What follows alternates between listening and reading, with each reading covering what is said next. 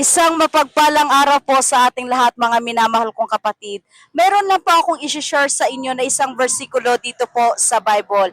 Baka minsan kasi nagtataka na po kayo na sa bawat pangangaral po ninyo ng salita ng Diyos, merong mga iilang tao or maraming tao ang hindi po nakikinig ng salita ng Diyos or interesado. So sabi po dito sa John chapter 8 verse 47, ang sa Diyos ay nakikinig ng mga salita ng Diyos. Dahil dito hindi ninyo dinirinig sapagkat kayo'y hindi sa Diyos. Malalaman po natin na ang isang tao po ay mula sa Diyos or lingkod para sa Diyos. Nakikinig siya ng salita ng Diyos at the same time, ipinapamuhay po niya ang salita ng Diyos.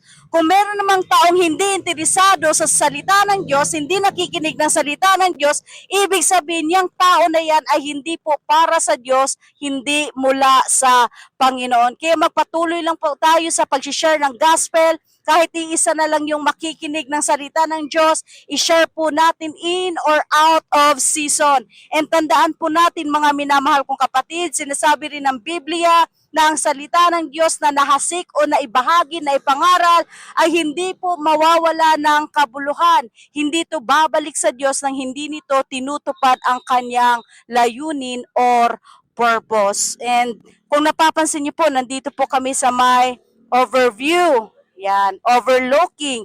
Meron po ditong kainan, kapihan, dami pong tao, meron pong mga nakatambay. And we must remember na sabi po sa Mateo chapter 4 verse 4, sabi ni Jesus, hindi lamang sa tinapay na bubuhay ang tao, kundi sa bawat salita.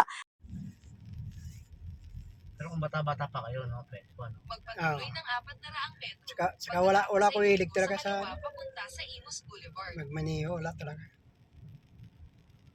Wala nga marunong magmaniho sa amin. Gusto nila baka bilisak yan eh. Wala man magmaniho. Hirap yun. Siguro kung to gusto mo talaga, pwede naman mag-aaral lang sa driving school eh. No, driver. Pag gustong gusto talaga. Pero kung hindi mo naman talaga hilig, huwag Oo, ang aksidente ka lang. metro. Lumiko Lalo sa pag kabado kaliwa, ka lang, hindi ka tapos sa kabado 70 rito. metro. Oo. Pangalawa, Lumiko sa kaliwa. kailangan alerto ka. Oo nga. Yung mata mo ba, malinaw. Oo, Kabado ka dito. Hindi pwede. hindi pwede. Magtarantayan ka, huwag na. Wala. Hindi na pwede. Kasi may daga ako sa dibdib, kaya bawal sa akin talaga. Bawal. Passenger na lang po kayo.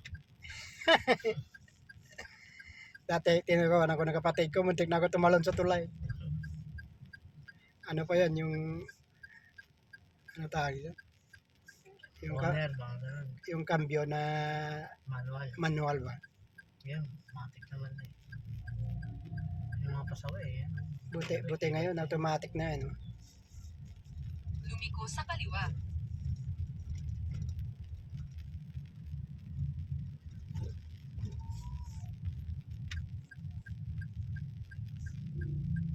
Ganun pala yun, nagsasalita pala, kaya pala maraming grab driver na ano.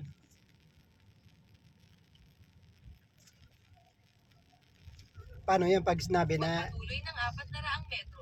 Pagkatapos ay ikaw ay makakarating sa iyong destinasyon. ayos, Kompleto po yun. computer device lang nagsalita yan.